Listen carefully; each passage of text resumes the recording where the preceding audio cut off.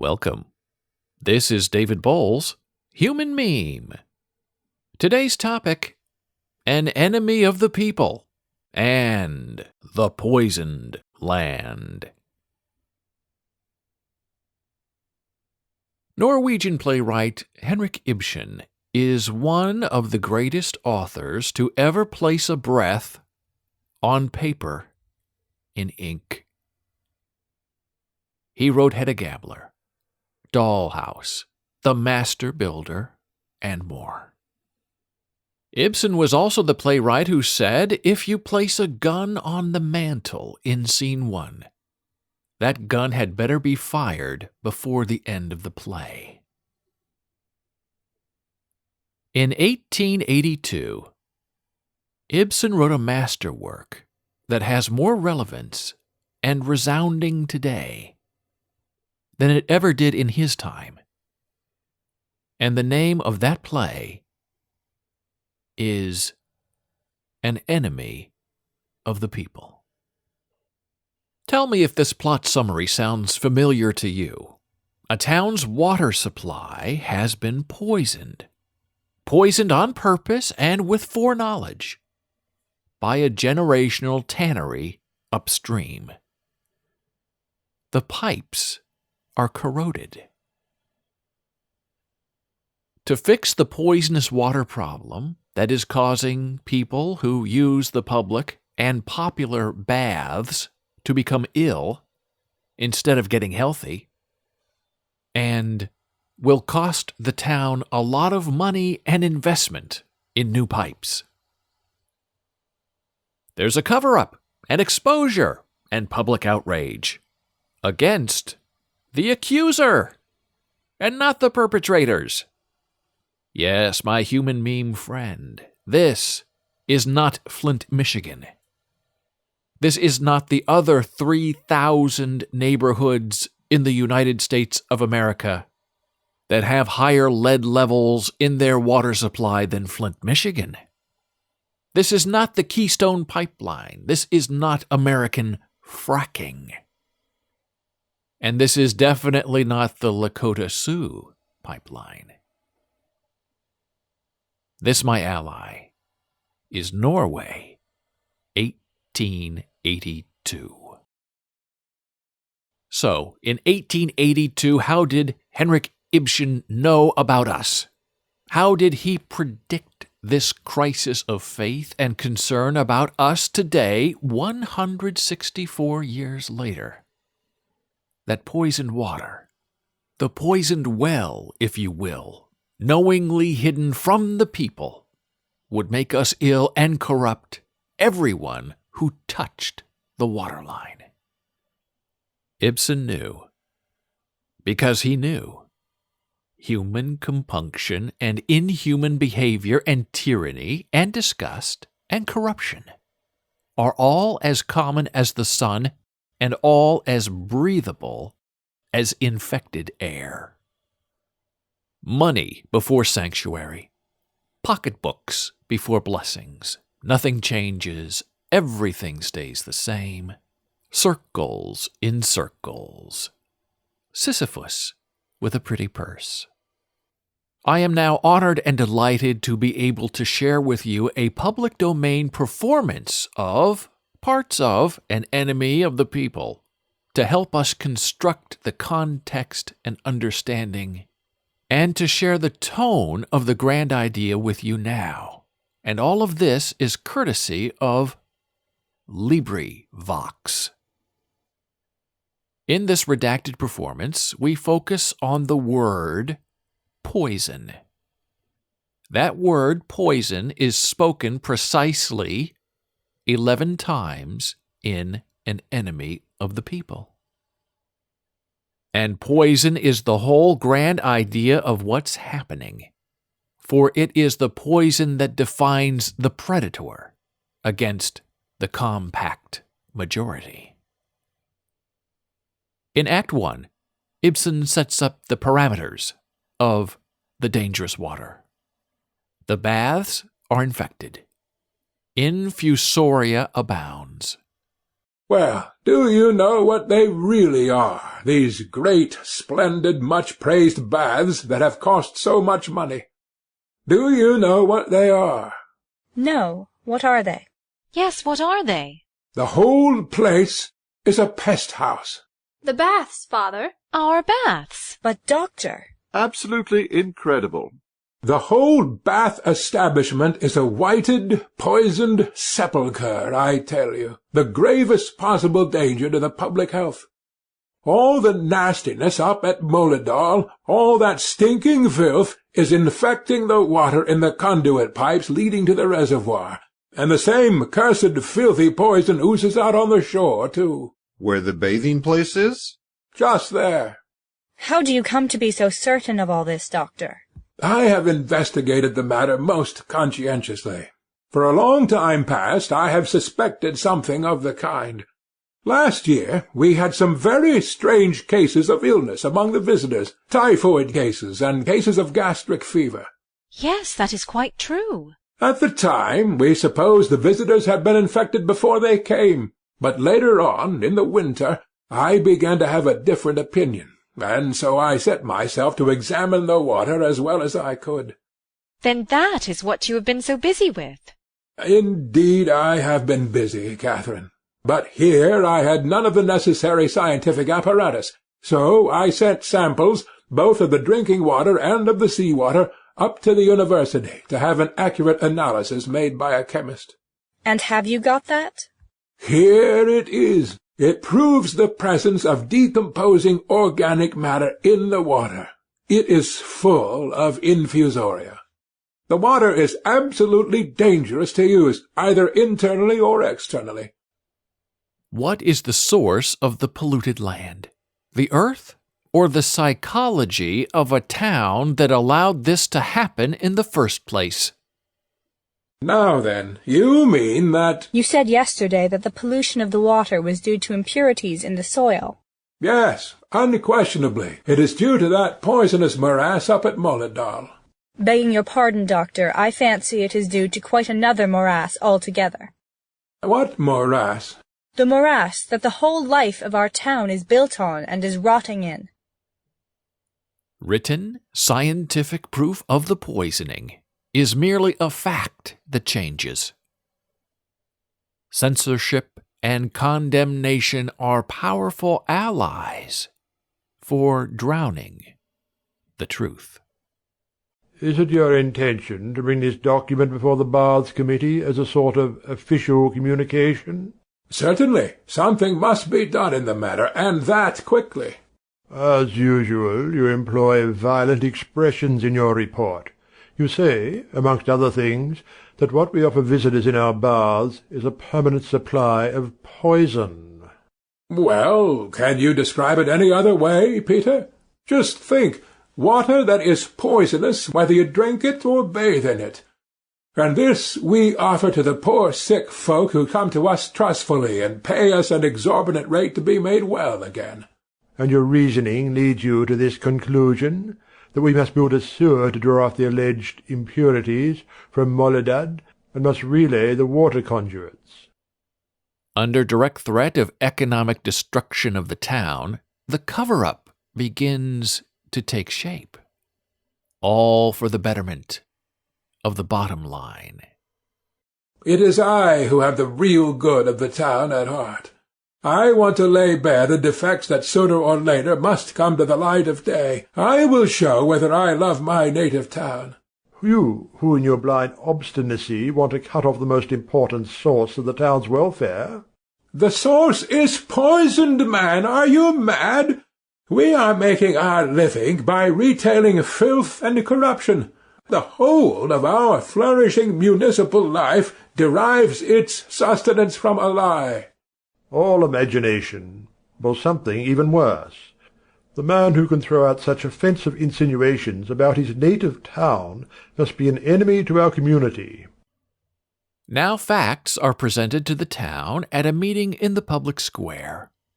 Will the people support fixing the poison? And that includes their own mendacious, intentional stupidity. I will impart to you a discovery of a far wider scope than the trifling matter that our water supply is poisoned and our medicinal baths are standing on pestiferous soil. Don't talk about the bath. We won't hear you. None of that. I have already told you that what I want to speak about is the great discovery I have made lately.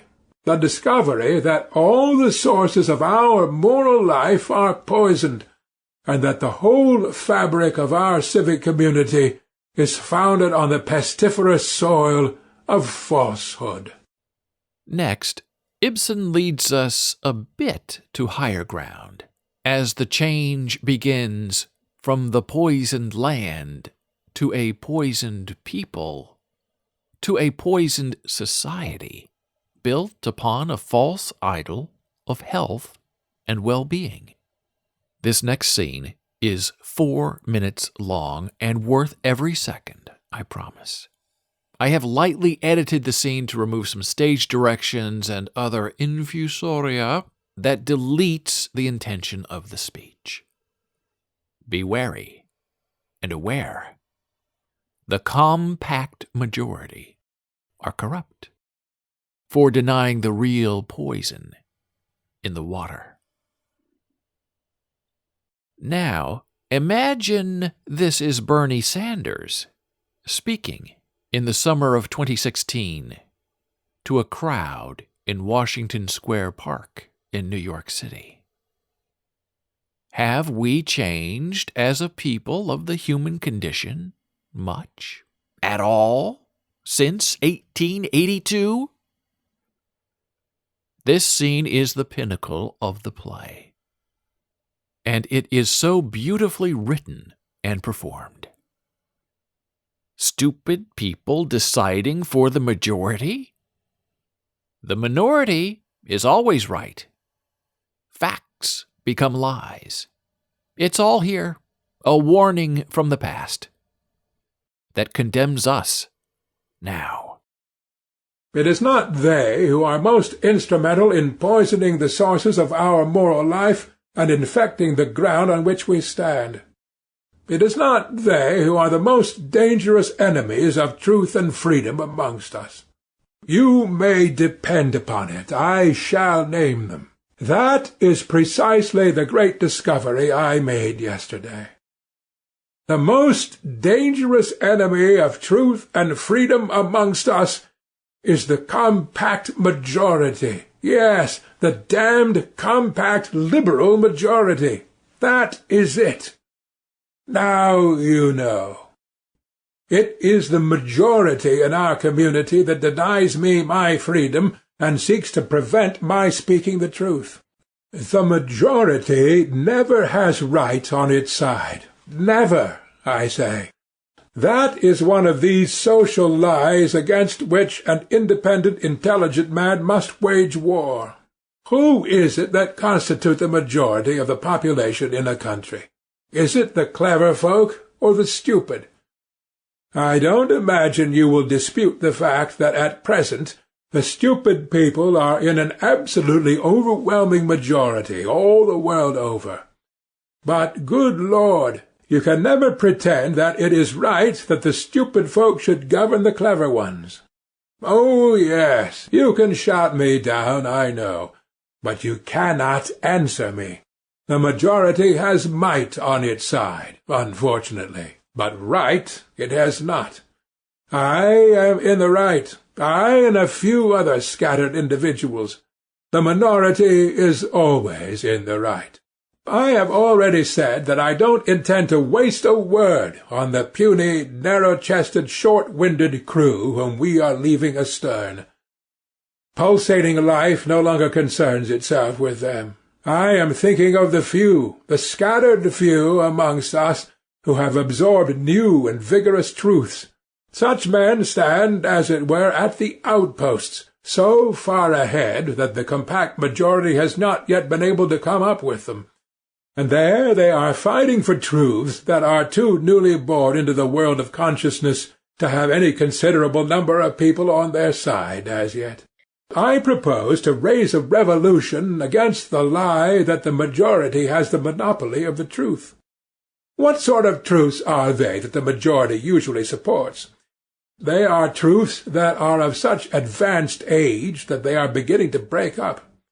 And if a truth is as old as that, it is also in a fair way to become a lie, gentlemen. Yes, believe me or not, as you like, but the truths are by no means as long-lived as Methuselah, as some folk imagine. A normally constituted truth lives, let us say, as a rule 17 or 18 or at most 20 years, seldom longer. But truths as aged as that are always worn frightfully thin, and nevertheless it is only then that the majority recognizes them and recommends them to the community as a wholesome moral nourishment. There is no great nutritive value in that sort of fare, I can assure you, and as a doctor I ought to know. These majority truths are like last year's cured meat, like rancid, tainted ham. And they are the origin of the moral scurvy that is rampant in our communities. I am sticking as closely to my subject as I can, for my subject is precisely this, that it is the masses, the majority, this infernal compact majority, that poisons the sources of our moral life and infects the ground we stand on. I'm sorry. This last scene of An Enemy of the People is almost wholly unlistenable. And it is the sustaining end of the play. One of the voice actors is just unfortunate. He cannot enunciate well. He mumbles his lines. But he speaks the final poisoning. So we have to listen. Shares in the baths? They were not difficult to get today. And you have been buying? As many as I could pay for. But, my dear Mr. Keel, consider the state of the baths' affairs. If you behave like a reasonable man, you can soon set the boss on their feet again. Well, you can see for yourself that I have done all I can, but they are all mad in this town. You said yesterday that the worst of this pollution came from my tannery. If that is true, then my grandfather and my father before me, and I myself, for many years past, have been poisoning the town like 3 destroying angels. Do you think I am going to sit quiet under that reproach? Unfortunately, I'm afraid you will have to. And so the scene goes on, as it is revealed the tannery owner took all of the retirement money for the doctor's family and invested that money back into the infected baths, thus blackmailing the good doctor to either recant his condemnation of the baths or to fix the problem with his own resources. Also, the town will be redeemed, and the welfare of the doctor's family will be guaranteed. And so, in closing, the compact majority punches back against evidence violating their will and non-conforming to their worldview of facts as they must remain, a priori, in situ. And the lesson of An Enemy of the People is that an enemy of the people is the truth teller. A truth teller that shall not be moved. A truth teller who is always quieted.